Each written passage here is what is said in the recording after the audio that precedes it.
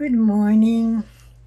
I'm glad to be with you this morning. For those who don't know me, my name is Jeannie, and I talk about my life. I tell stories, and I also do research and talk about other things. I'm a wellness advocate for Doterra essential oils, and you can find my link below for Doterra oils if you need them. And I'm also a home economist. So I have a little knowledge of a lot of everything. What do you say? My daddy was a jack of all trades and a master of none.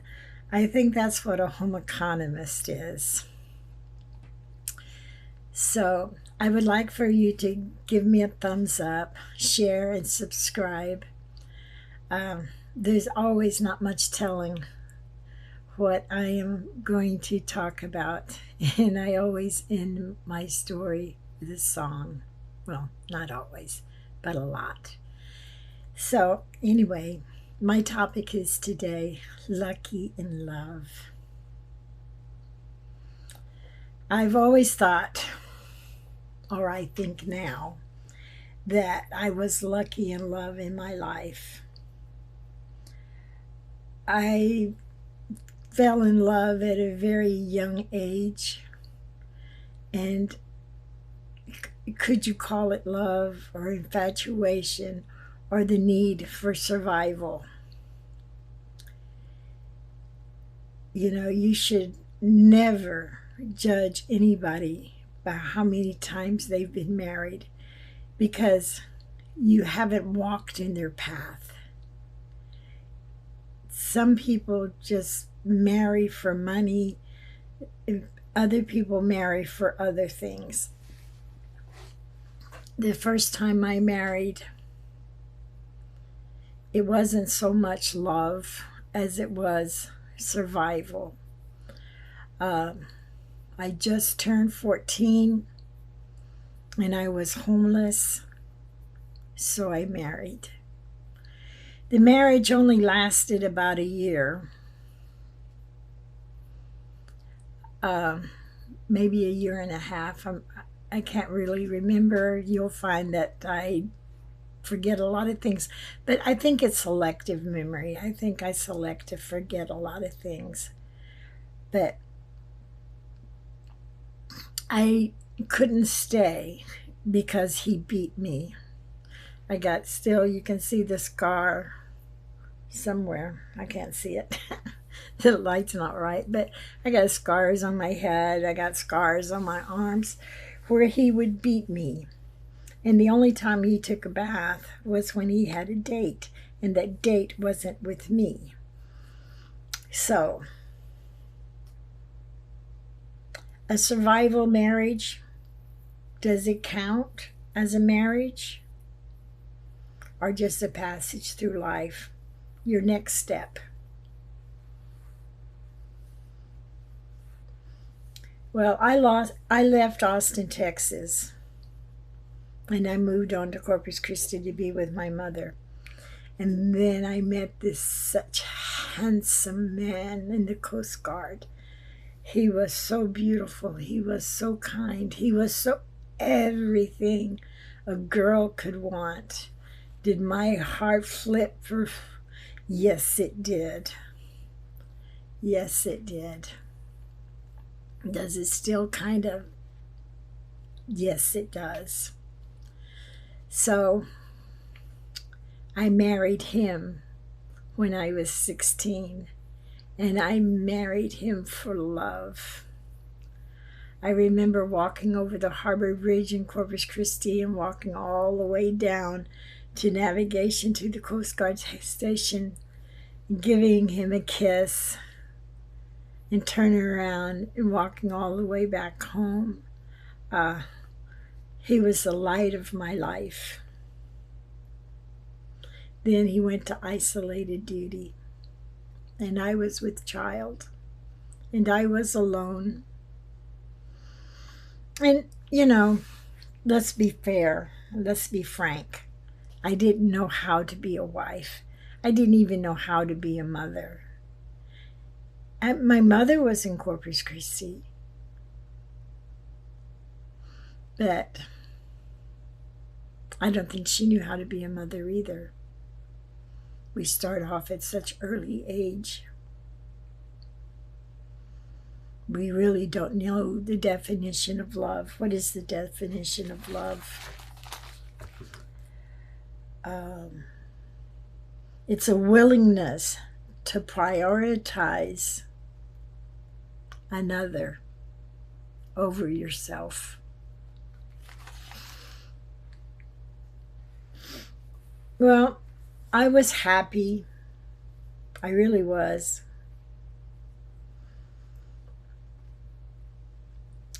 But at the age of 16, and the first marriage was no marriage at all, so I didn't learn anything from it other than to live in a nice house and cook out on a campfire and go to the bathroom somewhere down the road.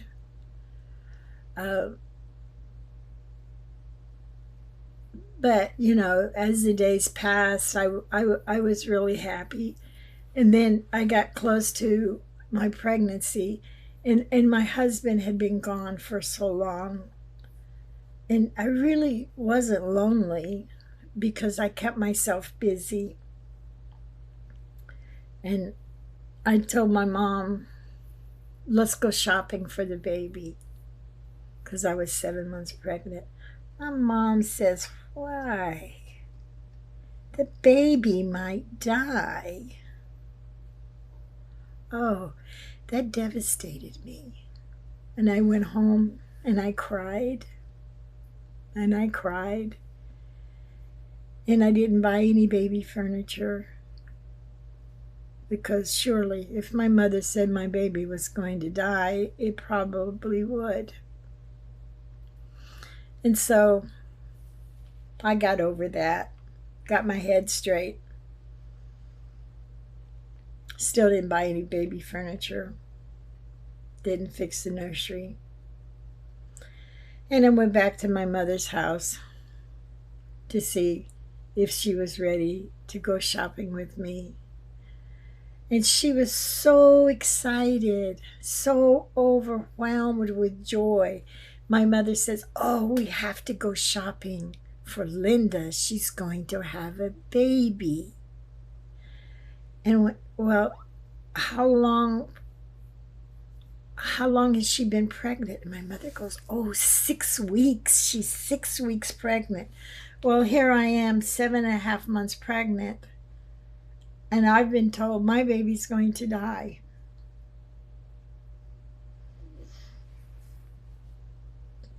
That devastated me. I didn't go shopping with my mother for my sister. But I did fall into deep depression. I did lose my nice apartment that I had. I did break from my support group of the other mothers and wives whose husbands were on isolated duty. And I left off on my own. The story doesn't go well from there. I think there was one video I said before that I would never commit suicide. That's true of now, but it wasn't true of then. I tried, but I was even too dumb to do that. So here I am. So that marriage ended because I got lost up here. And when I found myself again, it was too late.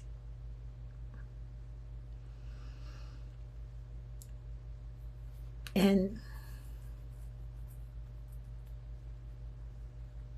I'm 17, about.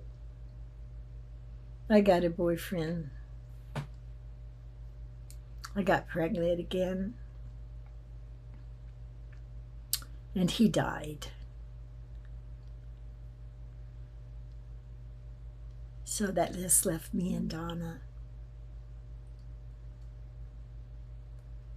Just me and Donna. And then I married again. I needed a daddy for my daughter, and he needed a green card. So you would think that would work. But he beat me. He beat me bad. He slept with boys. He slept with prostitutes.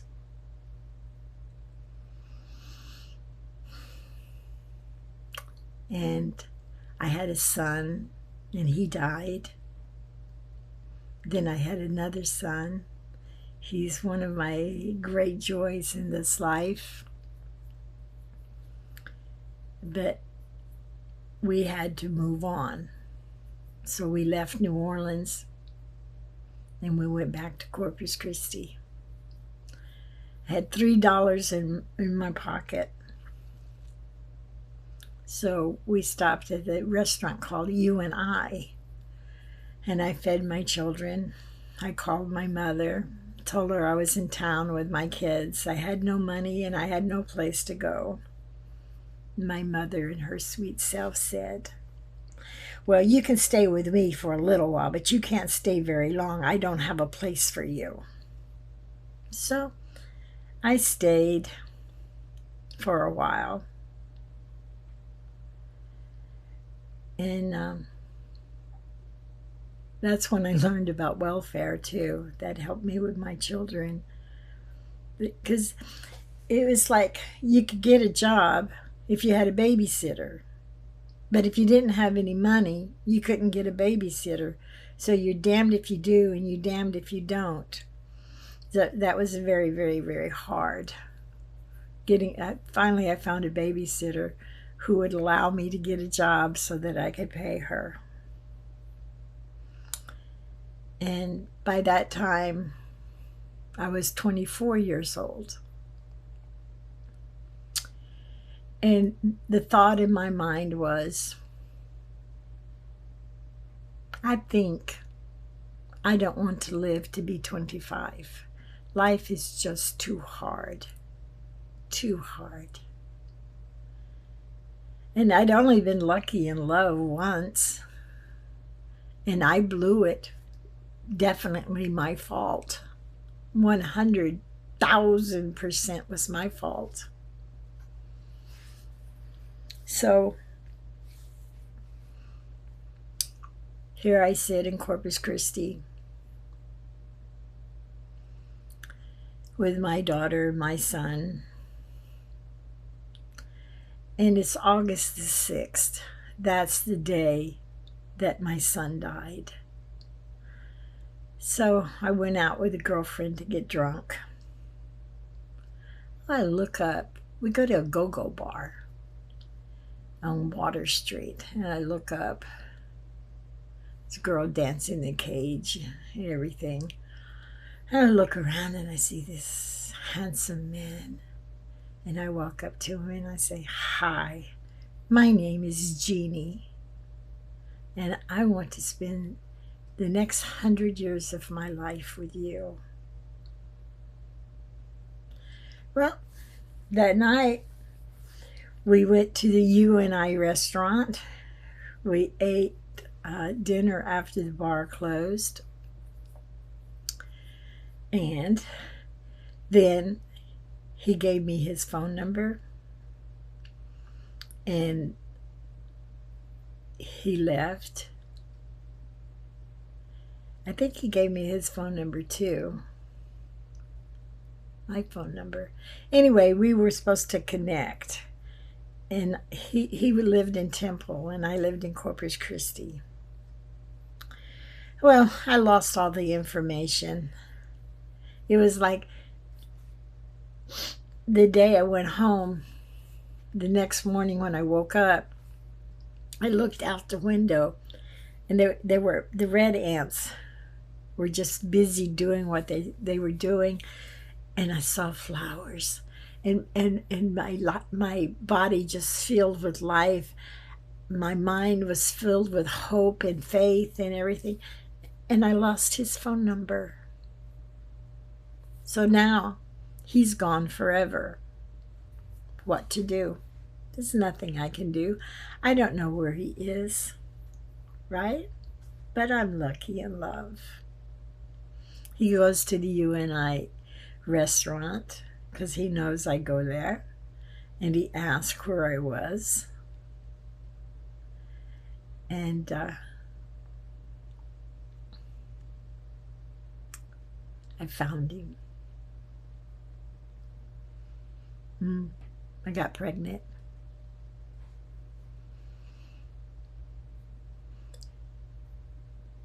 But I always believed that the child was not his, but was my husband's child. But it turns out when my children did a DNA test, I was wrong. It was his child. It wasn't my husband's child. So I look in the mirror and I say, you know, this man is something. He is something. I need an education.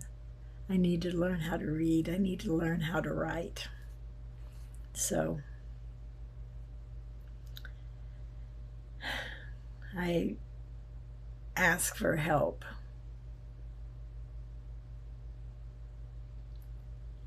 And with the water running down my legs, the lady says, no, we can't help you with your education. I lived in a house that had holes in the wall. The rats could come in, the rats could go out. I kept it clean. I did the best. When I was decorating my house, I decorated my house with things I found on the side of the road. And then I got some material. It was so rough. And I'm sewing it to make the baby clothes. And I'm thinking to myself, no, this is not good. And then my sister came and she talked me into giving up my son to a family that wasn't on welfare. And the pregnancy was the same as it was for my son that I lost. And I feared for that child's life. And I looked at the clothes I was sewing for him. They weren't fit for a baby. They would chafe him. I looked at my bed that was built up on milk crates. So I agreed. That was best for him. Because when he was born, he weighed 3 pounds and 8 ounces, and he was in the children's hospital. I didn't want another baby to die if I could help it. So I let him go. And I married the guy I wanted to spend 100 years of my life with. I went to college. I got my GED. I became a home economist. I became a real estate agent. I became a solicitor for a high risk auto insurance. I just blossomed. But I always told my kids, I have another child. I have 2 other children. When you grow up, you need to find them. Because I made a promise to that lady that I would never interfere. She took her 6 years to adopt him. I don't know what took so long. But last time I saw him, he was 6 years old. And I just wanted to grab him in my arms and say, oh, I'm your mom, come home. And I went, promise. The other one, don't want to talk about it right now. But I was definitely lucky in love, and we went on and we bought us houses and we had a nice life, and we started our businesses. And then I had another baby. And this baby had everything it wanted. Doesn't matter, because we had the money, we had the time. I know my other son, he goes, why did he get everything and I got nothing? He wanted a toy, he got a toy, but I had to make a toy. And the reason is because we didn't have any money. We were busy going to college. We were busy making a life. And then, when the baby came along, then we had finished our college and we had careers and we were on to good things. And it didn't have anything to do with one child being better than another. It had to do with economics. And we had a good life. We had a very good life. We lived in a nice home. The children went to one school. We even moved into a bigger and better house. I think we made 3 moves. Maybe we bought a house in Fort Worth. We sold it. We moved to an apartment. And then we bought a better house in Katy, Texas. And it was little. And then we bought a bigger house in Katy, Texas. But basically, we were very steadfast,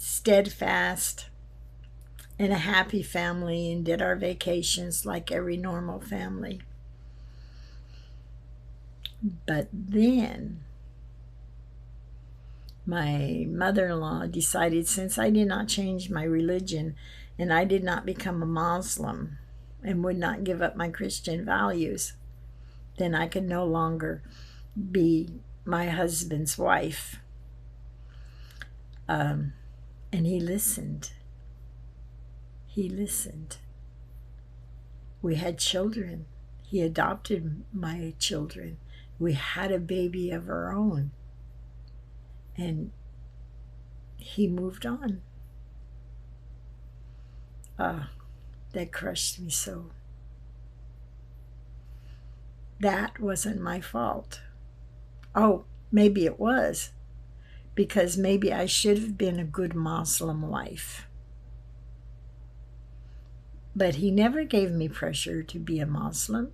He let me be who I was. But his family gave us permission to marry in the beginning, and then his family gave us permission to be divorced. And I am the one who filed for divorce. And he was the one who left, but then he said he was going to take the boys. First to the judge gets the boys. So I made sure that I was first.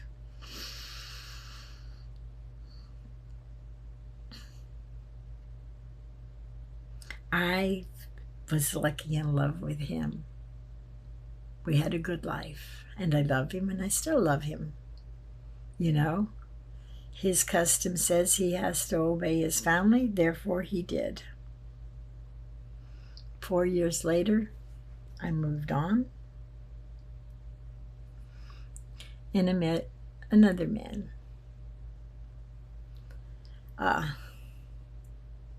Didn't have everything that I had before, because he was a poor man, and we bought a piece of land, and everything that we had on that land, we built ourselves. We struggled. But we never cried. We never argued. And it seems when times got hard, the closer we got together. And finally, he had an ex-wife who was always getting him fired for his job. So some of the things in child support I don't agree with. I think a man should support his children, but I don't think child support services are fair. But anyway, after she turned 18, then life got better for me and Bob. And then Bob got sick.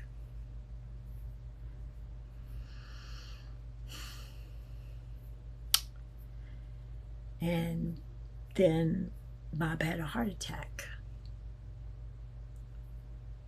He had a stroke. Times got hard again. Then he got cancer. And then he died.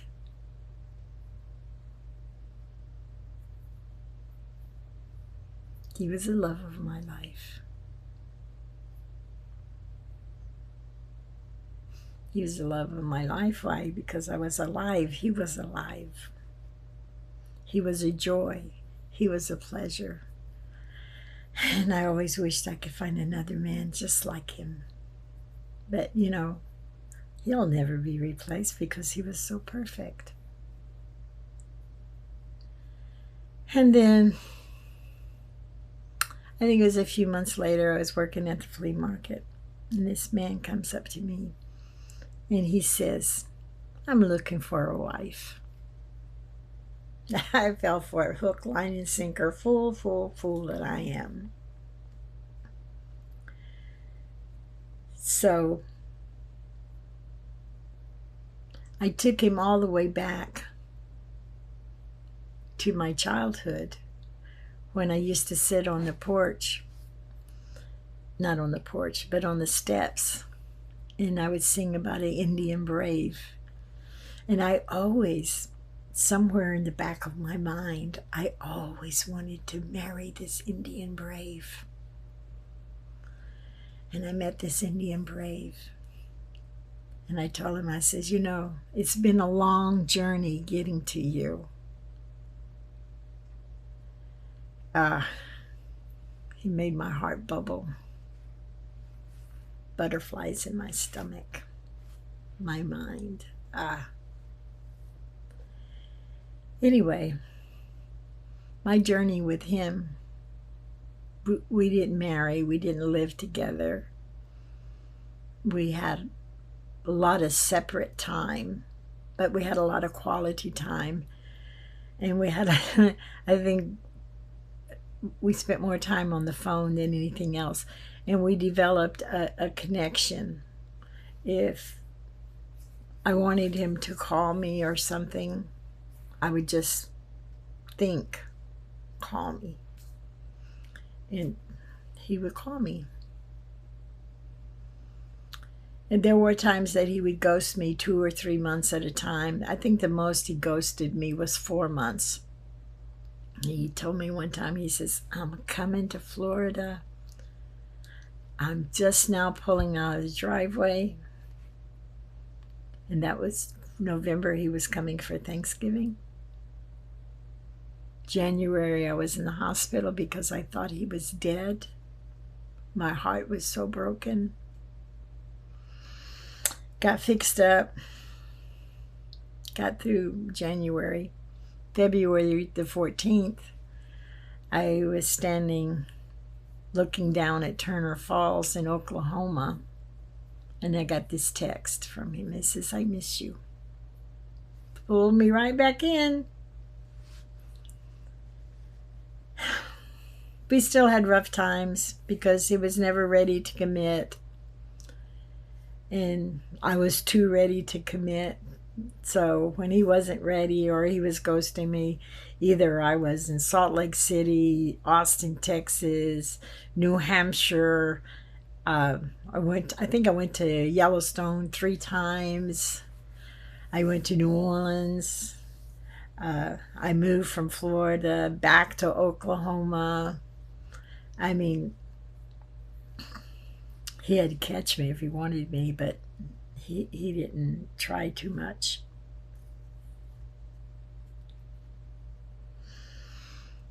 And after 12 years, he says, I regret that I did the way I did you the way that I did you. I didn't know what I had until you were gone. Because this time when I left for a long time. I haven't seen him, I think, in 1.5 years. But we talked on the phone every night. But seeing and talking, I guess, is not the same thing. But then he said, will you marry me? I waited so many years for that. It made me so happy. Lucky in love again. So lucky. So blessed. I waited for him for the 12 years. I traveled a lot. I didn't stop my life.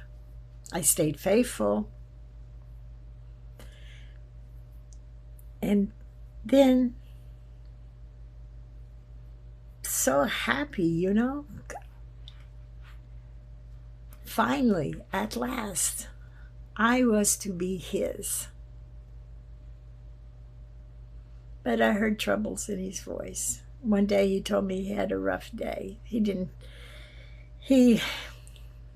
told me, but. And then I was talking to him one morning. I don't remember if I was talking to him that night. But he was so happy, and we made our plans and everything. And that night, he died. So, if I think I had a normal childhood, had normal teenage years, and if I had normal parental guidance, then I think I would probably married one time, and I would have married for life. But I didn't understand marriage other than to be survival. I didn't really understand the concept of love because I didn't get love from my family. They were too busy taking care of themselves. That's not what a mother and father are supposed to do. They're not supposed to take care of themselves. So in a lot of things, I don't have very much knowledge. But did I lose? No. I gained a lot of knowledge from my life.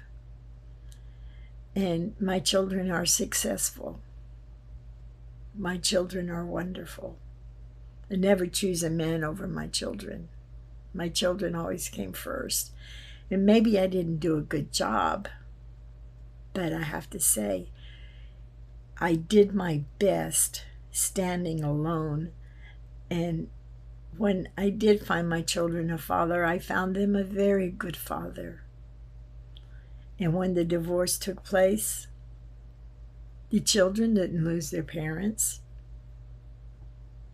I did not make my ex-husband my enemy.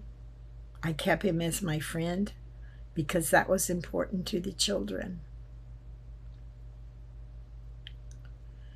So like I'm rambling, but the thing I say is I'm lucky in love.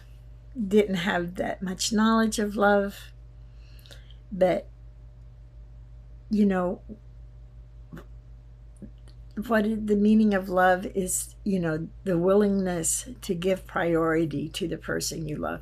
You have to love yourself. You have to take care of yourself, but you have to hold that person not on a pedestal, but equal to you. What you don't like, maybe he doesn't like too. Marriage is not 50-50, it's 60-40. Sometimes it's 80-20. Sometimes the 80's him, sometimes the 80's you. But at the end of the day, you always come together.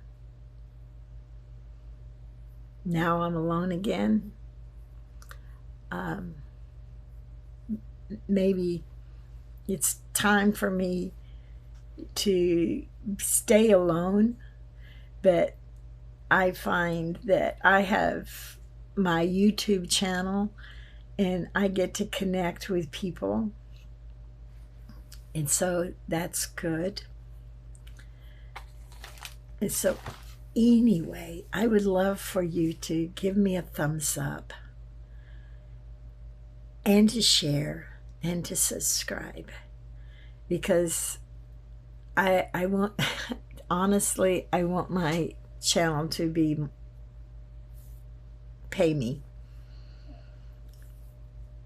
But even if it doesn't, I would never give you up, because I have a place in my heart for you. And I'm so glad you listened to me.